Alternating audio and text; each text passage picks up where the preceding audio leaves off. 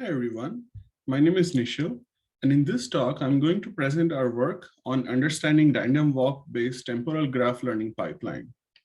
This is a collaborative work with my colleagues from Michigan, MIT, and AMD.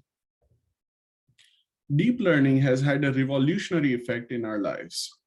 Even since the first breakthrough in image recognition using CNNs, to more recent advancements in natural language understandings using transformer, deep learning has shown superhuman performance in solving these problems.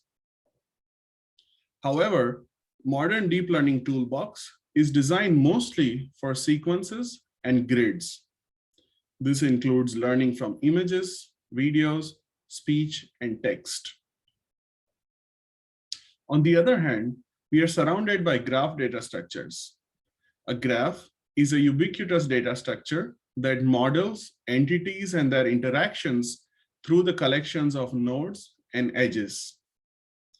We can think of social or communication network as the most natural example of graphs. However, graphs are much more widely applicable to other fields as well, including biology and chemistry as shown on the slide. While graphs are everywhere, we cannot represent graphs in the form of grid or sequence easily. Therefore, we need new techniques to learn from graph data structures. Graph representation learning is a field of machine learning that enables learning on graph data. This makes different types of network predictions possible. For example, classifying these unlabeled gray nodes as shown in the figure as red or green nodes. While there has been a significant progress in the machine learning or data mining community in terms of algorithms, the computer architecture community so far has mostly focused on a specific type of graph learning algorithm called the graph convolutional networks, or GCN for short. As shown by recent works, GCN, however, does not scale to large graph data sets because of its memory and computation complexity. Also, it only operates on static graphs, while most real-world graphs are dynamic in nature. Therefore, what we really need in the computer architecture community is to diversify our study of graph learning algorithms. Specifically, we need to study algorithms that are more scalable and can operate on dynamic graphs as well. Taking this as a motivation, this paper focuses on a conceptually straightforward and scalable graph learning algorithm based on random walks that also operate on dynamic graphs.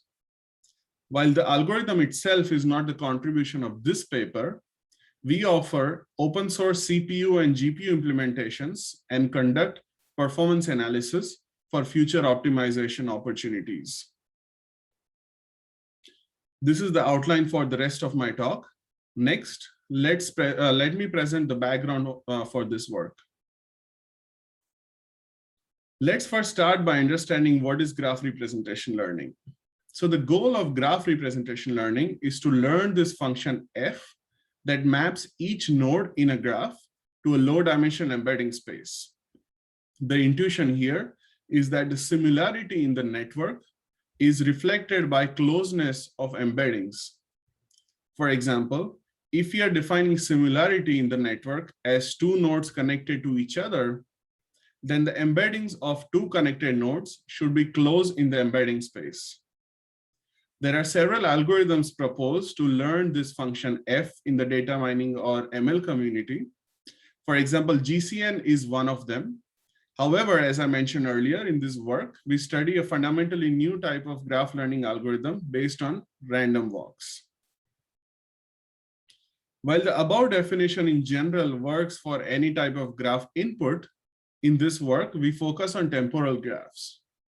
But what is a temporal graph?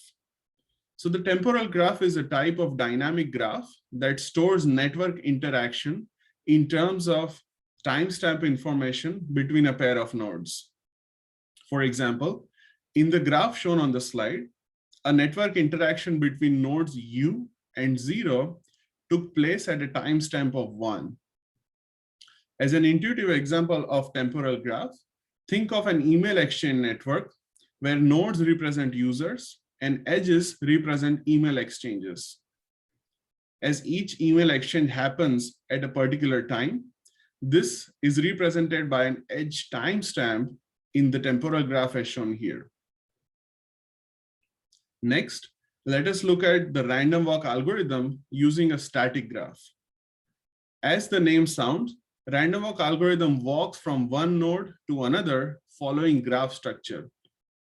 In this example, the walker traverses from node U to 0 to 1. The decision on which outgoing edge to traverse is taken randomly, hence the name random walk. This seemingly simple algorithm can effectively sample the graph structure. In this example, because nodes U, 0, and 1 are the part of the same random walk, we can infer that these nodes are close to each other in a graph. A temporal variant of random walk also considers the timestamp information in addition to the network structure. For example, walking from node U to 1 would not be possible in this case, as the timestamp of edge between 0 to 1 is less than the timestamp of edge between U to 0. This adds an additional layer of information and offers sampling of information flow throughout the network in a temporal fashion. One simple example to think about this is that, let's say if I send an email to a person A, and that person sends an email to person B after my email, then the email from person A to B is likely to contain the information from my email.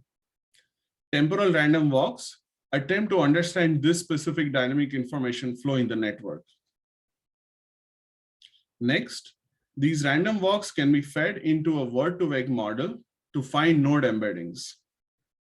Word2vec is a popular popular algorithm from natural language processing that takes a word-based literature as input and find word embeddings.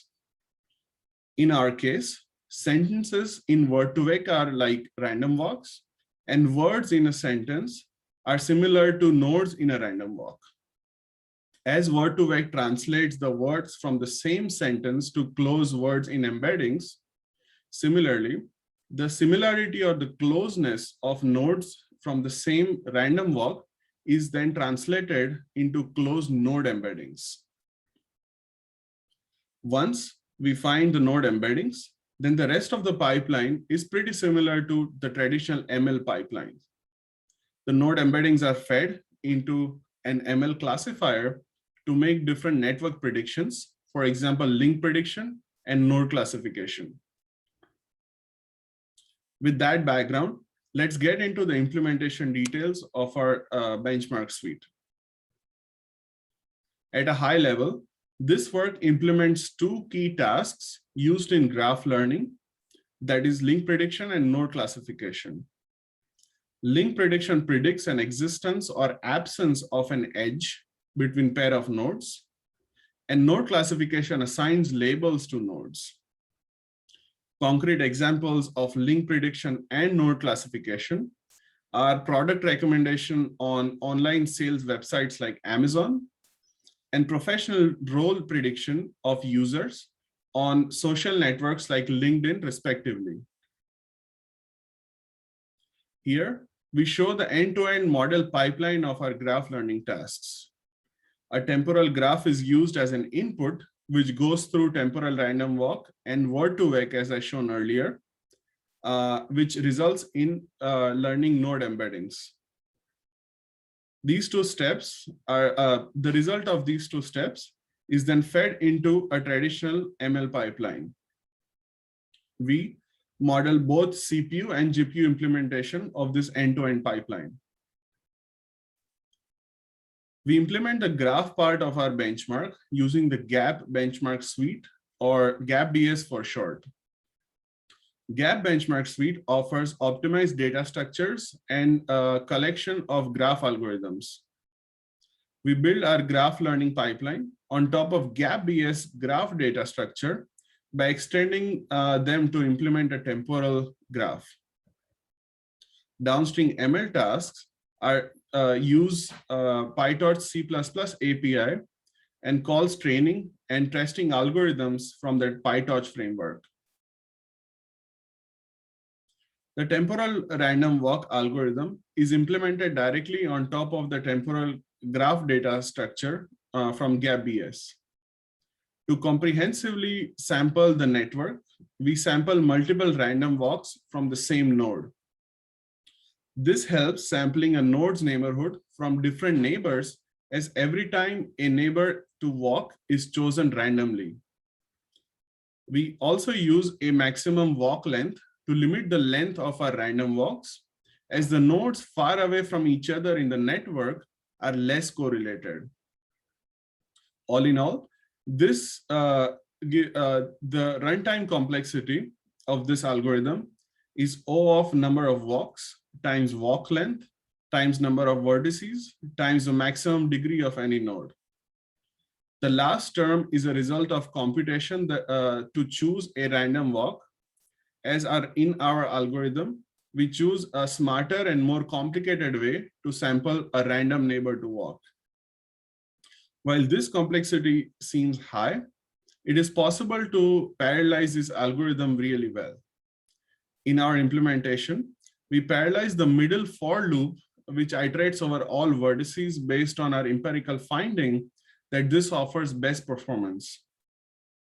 We use the same algorithm for both CPU and GPU implementations. In the case of Word2vec, our CPU implementation adopts an open source code available by Google. However, for GPU, we find that open source implementation performs poorly when applied to the graph learning problem. And this is mainly because of the walk length distribution as shown on the slide.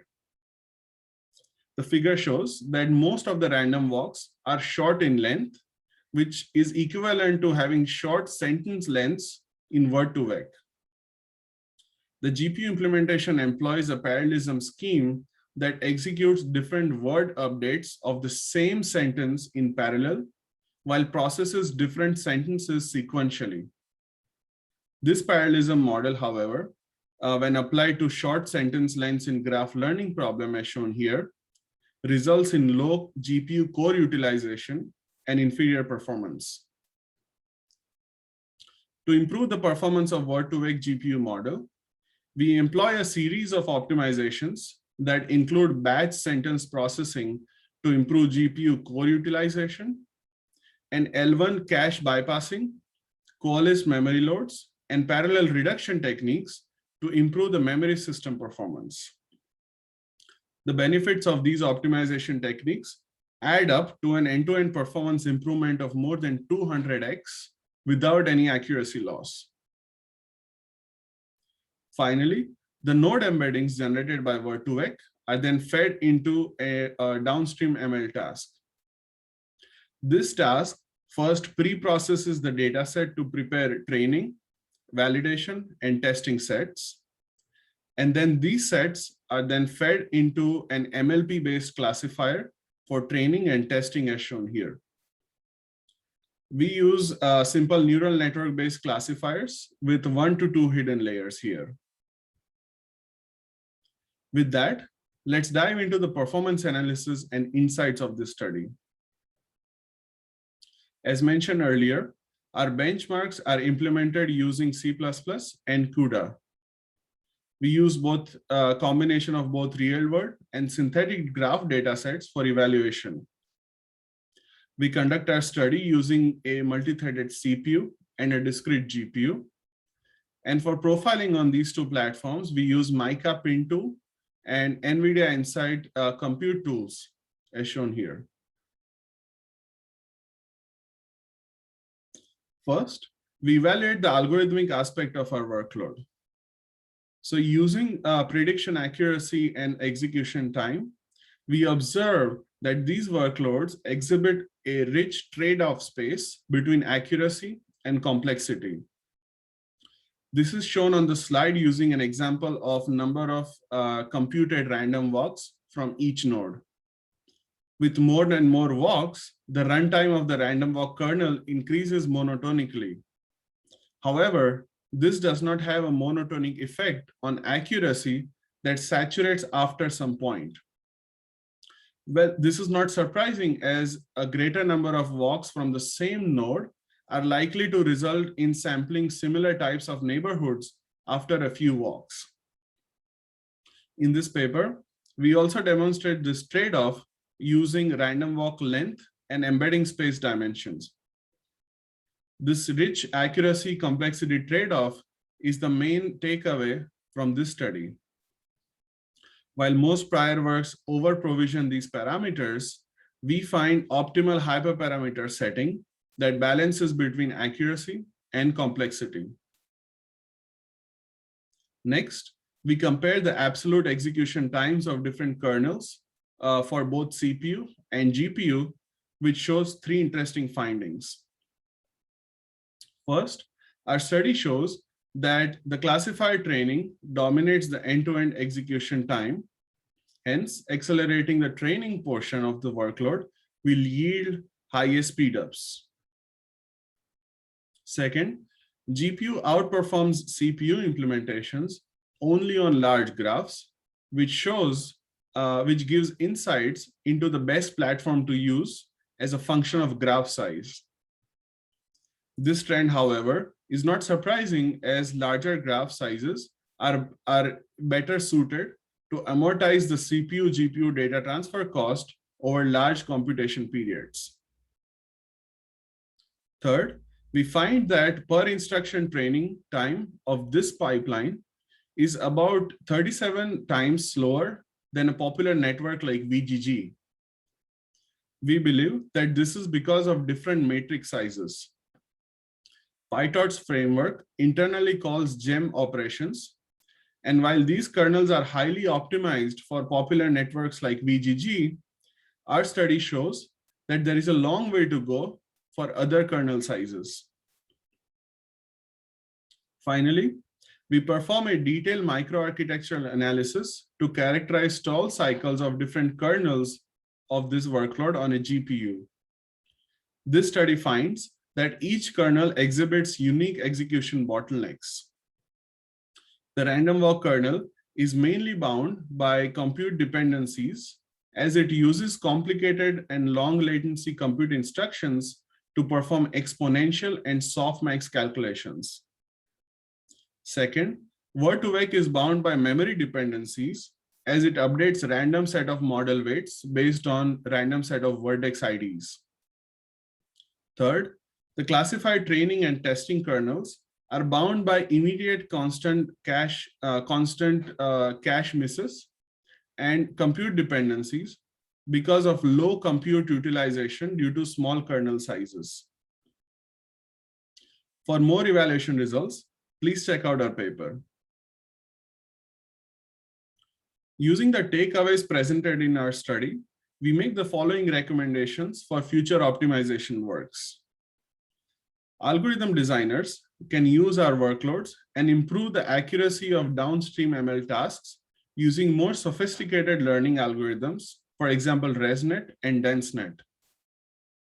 This benchmark can also be used by GEM library designers to improve the performance of GEM kernels on both CPU and GPU for given matrix sizes.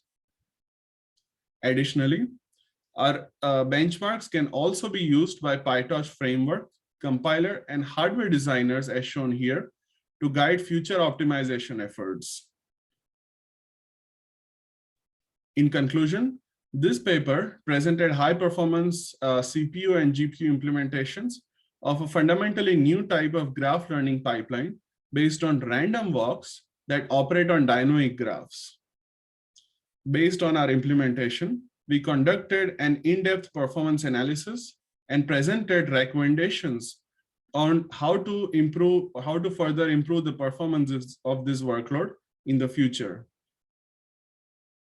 With that, here is the link to our preprint and open source code, and thank you for watching.